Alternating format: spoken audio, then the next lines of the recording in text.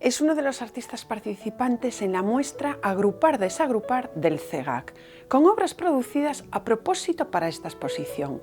Su método de trabajo se basa en recolectar imágenes para luego darles un significado diferente, en el que impera la ambigüedad. Se sirve del lenguaje, usa frases de latín para motivar su discurso, incorpora la música a sus creaciones, muchas veces desde el ready-made. Hoy contamos con Isaac Pérez Vicente, un creador del Rosal que vive en Vigo, un artista multiforme, sensible al arte conceptual y a la manipulación de la imagen.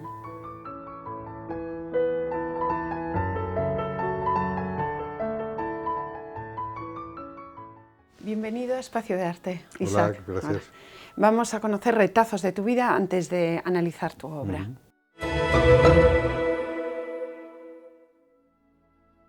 ¿Por qué te dedicas realmente al arte? ¿Tenías antecedentes familiares? No, pues nunca se sabe, ¿no? Porque uno, me imagino que puede tener que ver bastante con la curiosidad, con la capacidad para jugar, básicamente en eso. ¿Y alguien especial ha influido en esa vocación? ¿Algún profesor? No, yo creo, no especialmente, ¿no? Porque de hecho tú has empezado con estudios de sociología. Sí. Sí, pero bueno, a la vez que estudiaba eso ya estaba desde hacía tiempo metido de lleno, o sea, pues haciendo cosas siempre, música si podía, dibujando, pintando, etcétera. Y una persona precisamente también con estudios de sociología, ¿qué opinas? ¿Qué es lo mejor y lo peor de nuestro momento actual? Si es que hay algo bueno. Bueno, yo creo que es que a la vista está, quiero decir que a veces incluso pues, uno tiene una sensación de una perplejidad total ante la capacidad que tenemos, o sea, los medios que hay y lo mal utilizados que están, pues básicamente es eso. ¿Qué lecturas son tus preferidas? Bueno, sabemos de que te gusta Hölderlin, pero de todo, en realidad, ¿no? Sí, no hago... No, cuando era más joven, pues más poesía, más novela. Ahora quizás pues me gusta más los ensayos, la reflexión filosófica, mucho sobre arte, pero no hay, por así decirlo, un autor. Hay muchos autores, ¿no? ¿Y tú trabajas con tu música, la música que compones, o prefieres...? No, es decir, a veces pues el ordenador está, o el aparato de música está colocado de una manera aleatoria y si he subido alguna cosilla pues para ver cómo sonaba, pues puede estar allí, pero no. Ahora que estás con otros artistas, además de tu tiempo, a nivel genérico de arte, ¿a quién admiras más? ¿Qué tipo de trabajos? A ver, admiro a los antiguos, quiero decir, o sea, yo dialogo, por así decirlo, con las vanguardias y con artistas más antiguos, es decir, con mis contemporáneos me resulta casi imposible. Aunque tengas mucha amistad con ellos, por ejemplo, claro, de sí, la exposición que has... No quiere decir tampoco que desprecie nada, no, quiere decir que el diálogo ese mental que uno tiene es con gente, con muertos. Pero alguno también vivo. De hecho, alguna exposición mítica o una exposición buena que esté en activo actualmente, que destacar. Pues hay una exposición que me parece muy buena, muy refrescante, muy, no sé, sorprendente, que es en el Marco de Vigo una exposición de Marisa Fernández. Sí. Que además es profesora también en la facultad. Es profesora en la Facultad de Bellas Artes de Pontevedra, sí, y es una exposición que recomiendo. Pues allí nos acercaremos. Y ahora nos acercamos a analizar precisamente tu trabajo.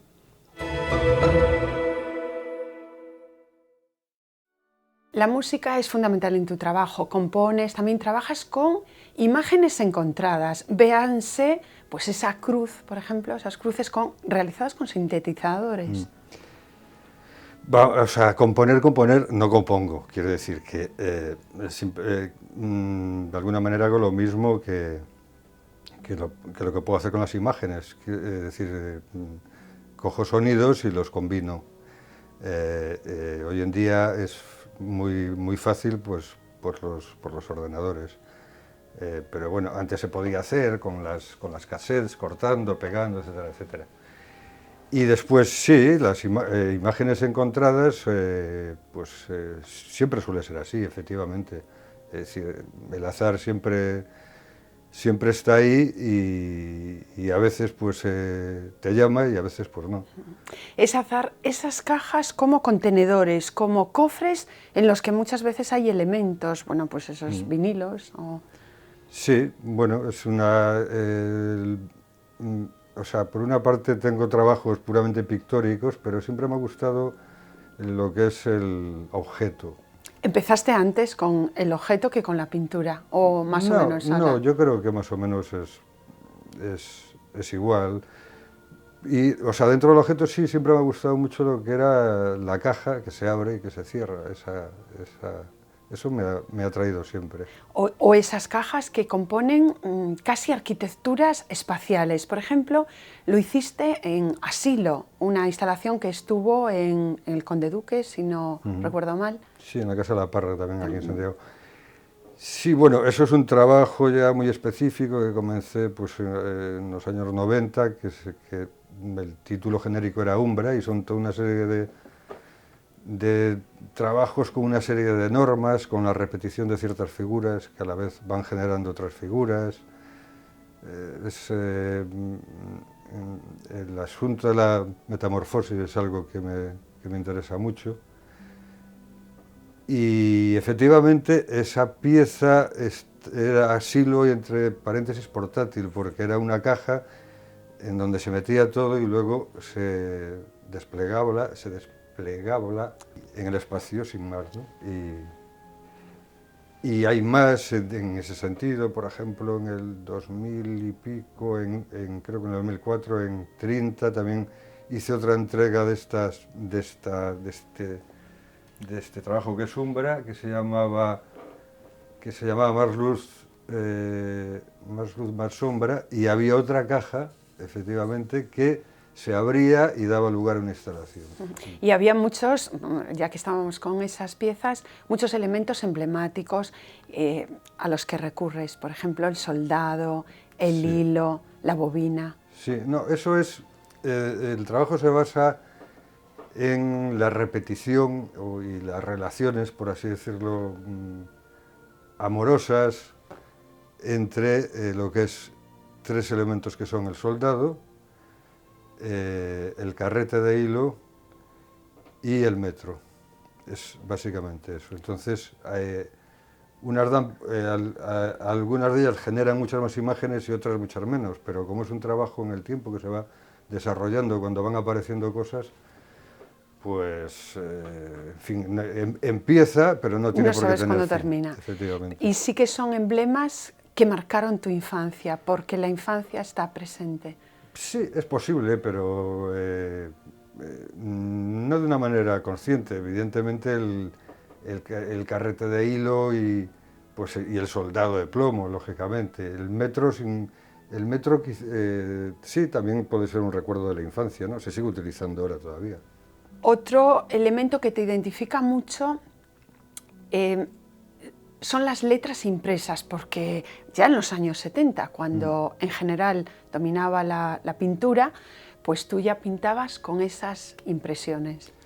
Sí, el texto como imagen siempre me ha interesado, o sea, la forma de las letras, las tipografías, me han interesado siempre mucho. Las sigo utilizando y es como algo de lo que no puedes prescindir, ¿no? Y como los juegos de palabras también, al hilo de la imagen. Sí, también, claro. Pero es siempre en ese sentido de juego, quiero decir, un poco como hace un niño cuando juega, es decir, que puede utilizar un elemento determinado que tiene un uso concreto y entonces lo descontextualiza y lo usa para otra cosa. ese tipo de cosas es lo que La me mayoría de interesa. las obras que expones aquí en esta colectiva, de agrupar, desagrupar, son realizadas ex professo. Tú eres de los artistas que no ha utilizado piezas antiguas, ¿por qué?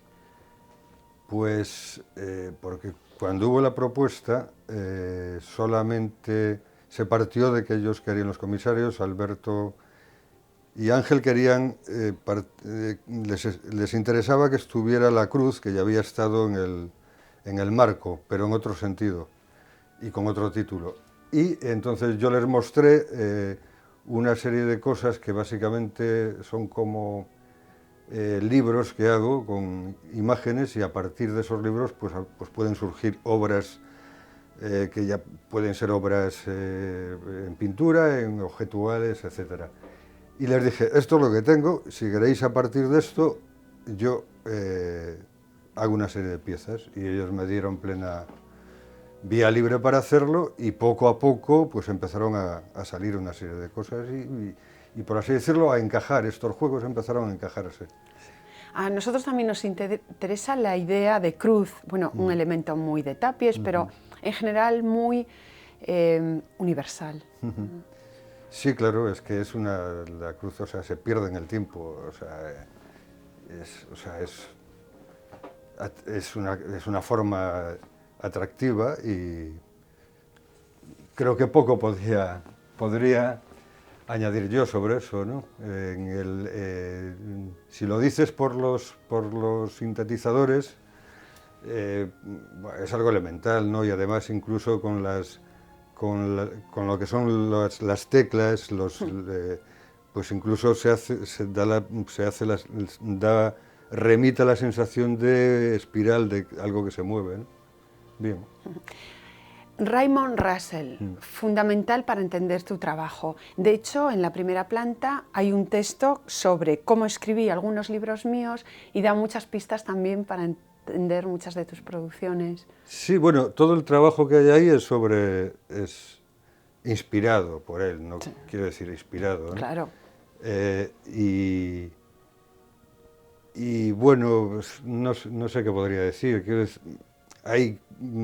Siempre es un autor que me obsesiona, que a veces me acaba cansando, pero a veces lo vuelvo a retomar, y lo interesante para mí es que si lo retomo pues siempre sale algo, que es la cosa que me interesa, ¿no? Y en este caso pues han salido bastantes cosas. Sí, sí. Difícil de leer, pues también esos juegos que hace.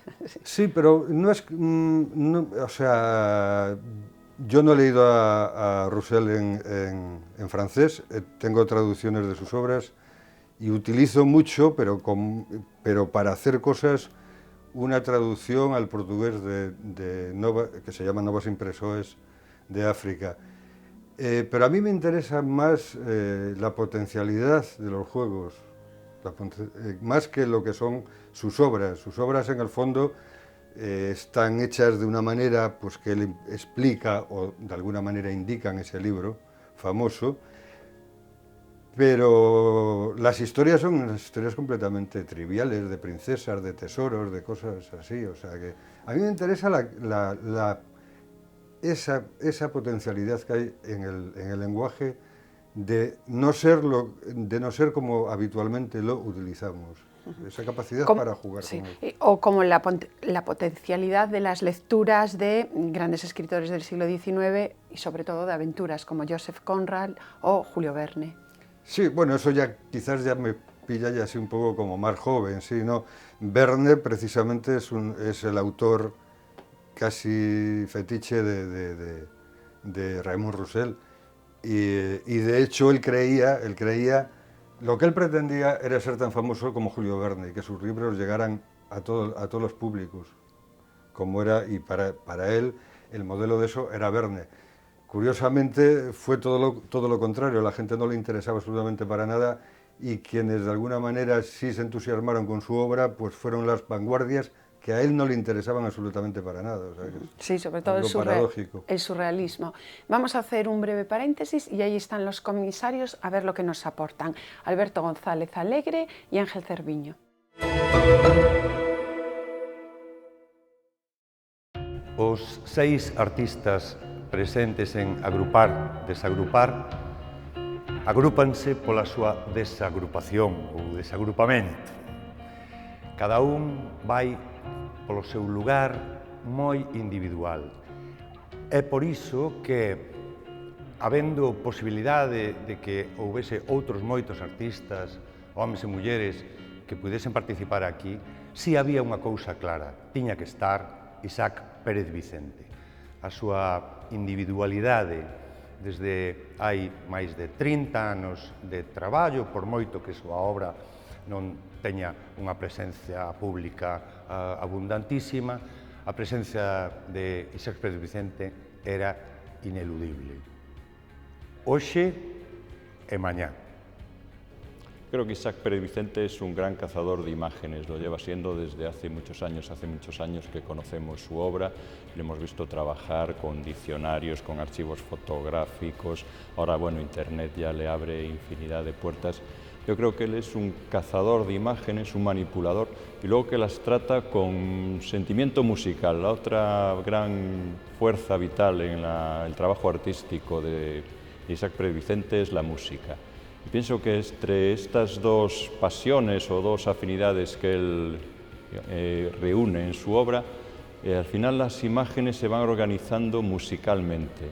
Y en esta exposición, la clave musical de esta organización de las imágenes se la está dando el escritor Raymond Roussel. Raymond Roussel es un escritor amigo de los surrealistas, una rara avis dentro del mundo de la literatura, que organizaba en sus novelas las palabras conforme al sonido. Conforme el sonido de unas palabras le iban sugiriendo otras palabras, iba construyendo frases y de la nada establecía un sistema para construir unas novelas de muchas, de infinitas, de numerosísimas páginas. Pienso que un trabajo similar es el que está haciendo Isaac con las imágenes, las está rimando en alguna clave que a él le sugiere, pues una foto le sugiere otra, le sugiere una palabra, y está haciendo música con unas imágenes encontradas. Muchísimas gracias a los dos. Además, eso de la que dicen, que comentan de la música, faltaba un vídeo que se podía haber puesto, pero que todavía está por presentar.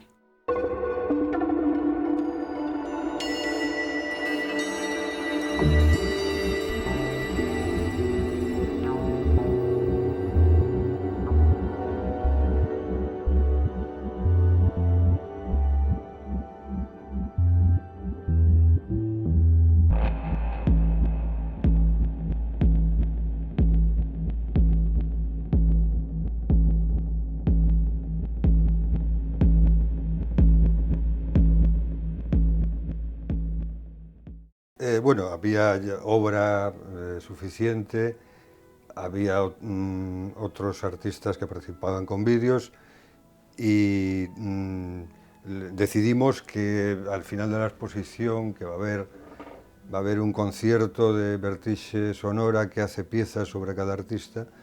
Yo tenía la película esta con música original mía, pero se va a proyectar esta película y ellos van a hacer una versión o una adaptación de la banda sonora de la película.